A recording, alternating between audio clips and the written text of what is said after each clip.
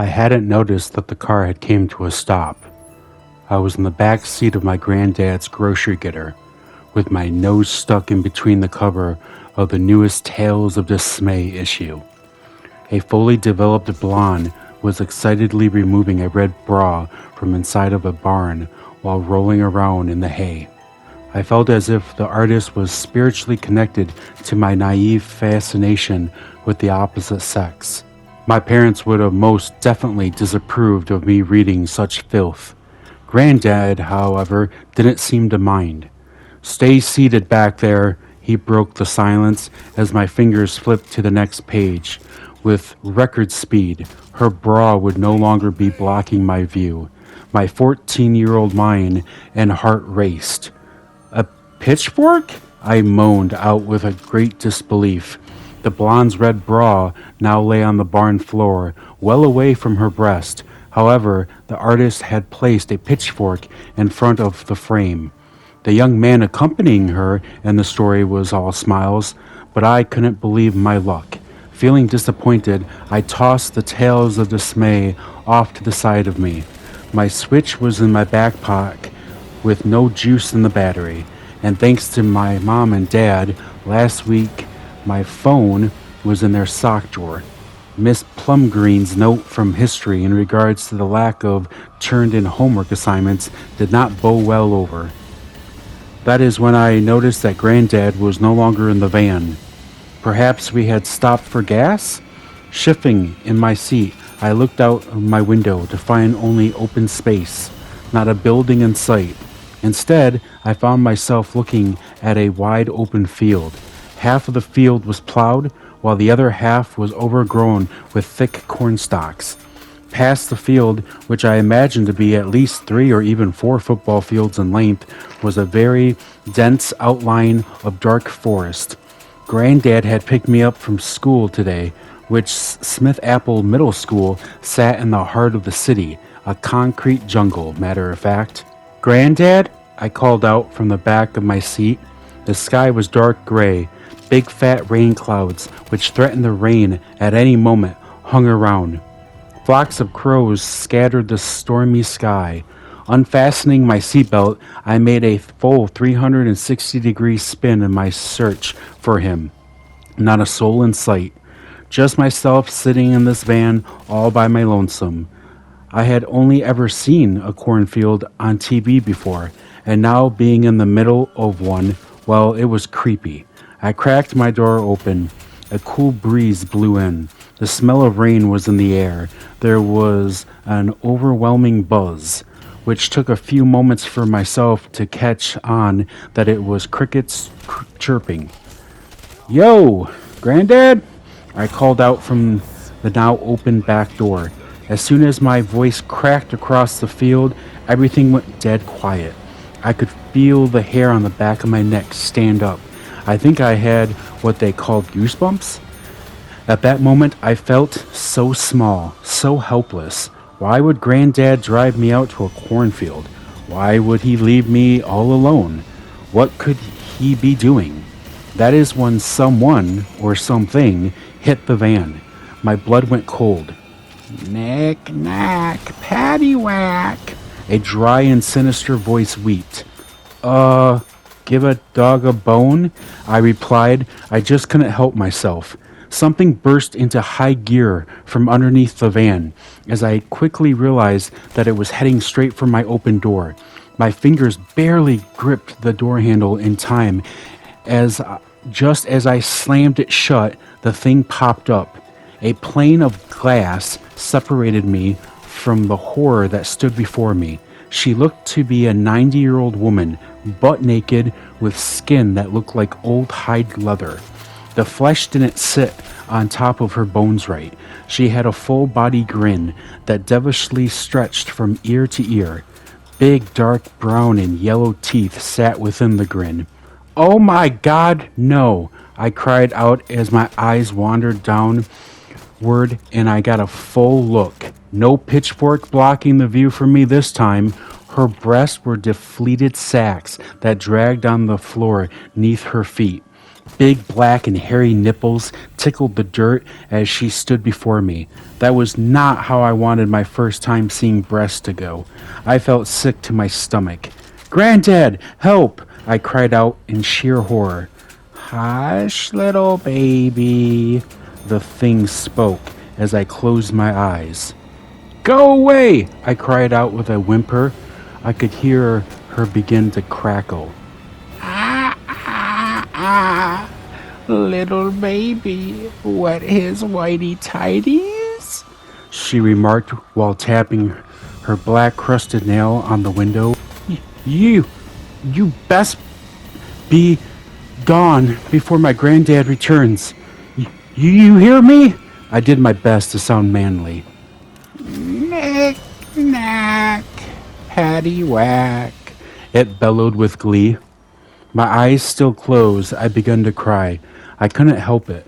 My dad would ride my back about how the school would state that I cried whenever I was picked on.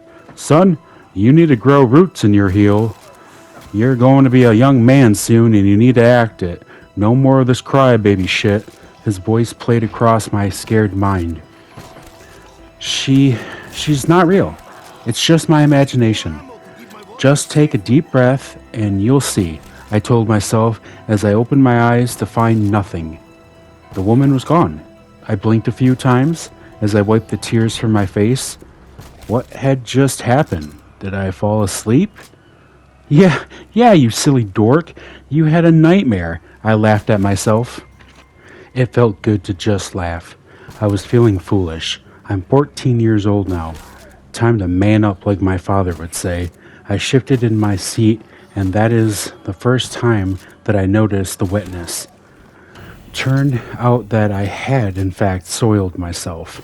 That was a major booster killer. Talk about feeling like a little kid again. Great. Now what? I asked myself to the empty van while still scanning the field for any sign of my granddad. My brain could explain away the nasty old woman thing, but it could not wrap itself around the mystery of my missing granddad.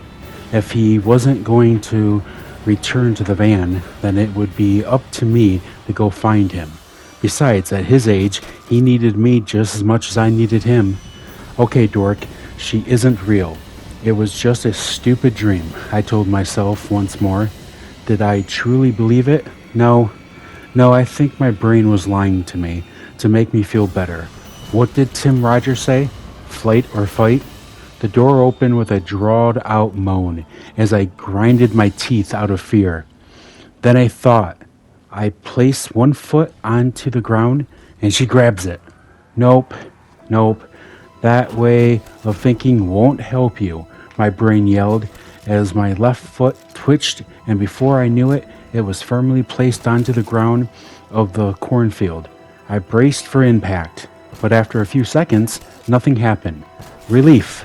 After stepping out from the back seat of the van, my jeans and underwear stuck to my skin. I felt gross. I needed a shower and a fresh pair of clothes. Granddad, no more games. You know that Mom and Dad will flip their lids if I'm not back home before dinner. Are you okay? Do you need?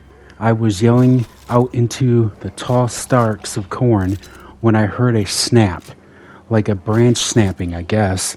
A few seconds later, there was another snap, only this time followed by a wet, mushy sound. My heart was racing. My chest hurt, in fact, with how fast my heart was pounding.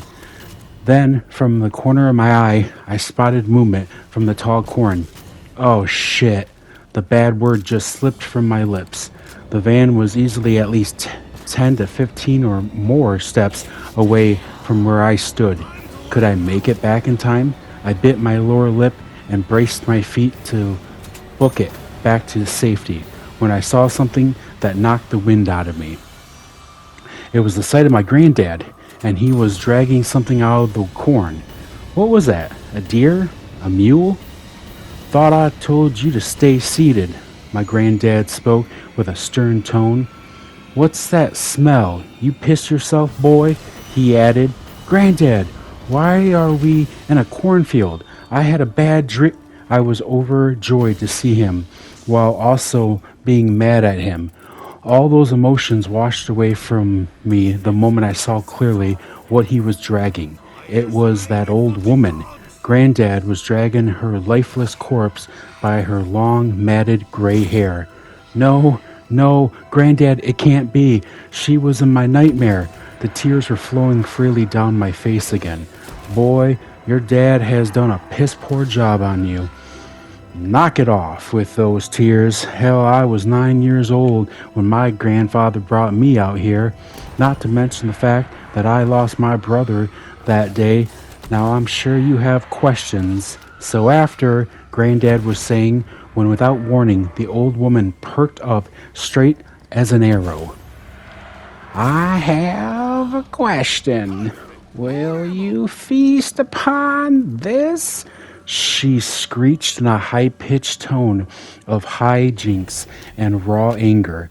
Before Granddad could react, her hands wrapped around the back of his head and set him headfirst into her crotch. His muffled screams could be heard as she then turned her gaze onto me.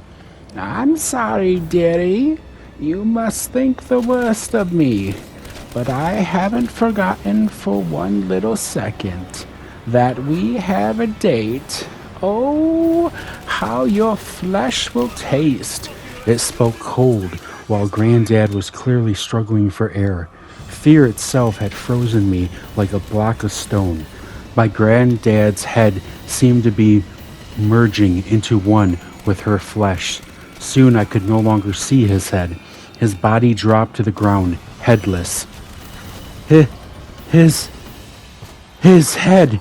I was barely able to speak. Oh, dearie, he's down to his main head now. Ha ha ha. Her big grin shone, causing those nasty dark brown and yellow teeth once more. The ground around his lifeless body had become soaked red as I could hear the veins in his neck pumping out what blood remained. Now, where were we? She simply asked, taking one step towards me. Fresh urine ran down my leg once more. This was a horrible way to die. Why did Granddad do this to me? The man's cold voice trailed off as he lowered the notebook with intense curiosity written all over his rough face.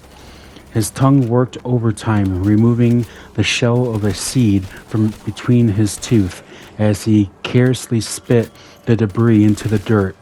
He began to roll the notebook up tightly with his fist when he stopped.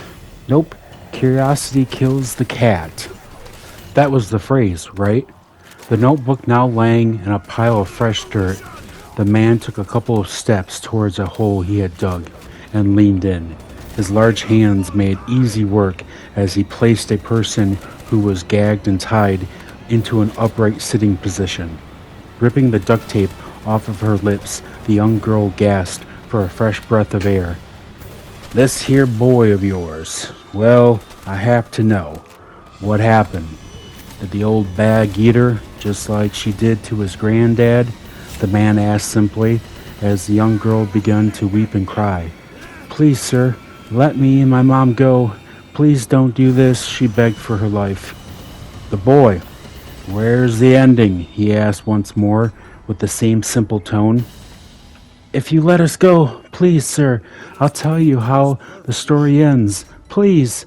It's not right to start something and not see it all the way through. You hear me, kid? Shame. You seem to have a knack for this. Oh well. No ending is that good, he simply remarked as he forced the duct tape back over her mouth and pushed her back down next to her mom. They both wiggled around in their hole with sheer terror tattooed across their face. The man began filling the grave back in under the moonlight, as with each shovel load, the fight and the mother and daughter weakened. He patted the final shovel load down flat and smooth while wiping sweat from his face. Lighting up a cigarette, he tossed the dead matchstick off to the side and spotted the girl's notebook again. You're right, kid. That is a shitty way to go, he spoke to himself in between a drag. But still, not a real ending, he added, exhaling and taking a step back to admire his handiwork.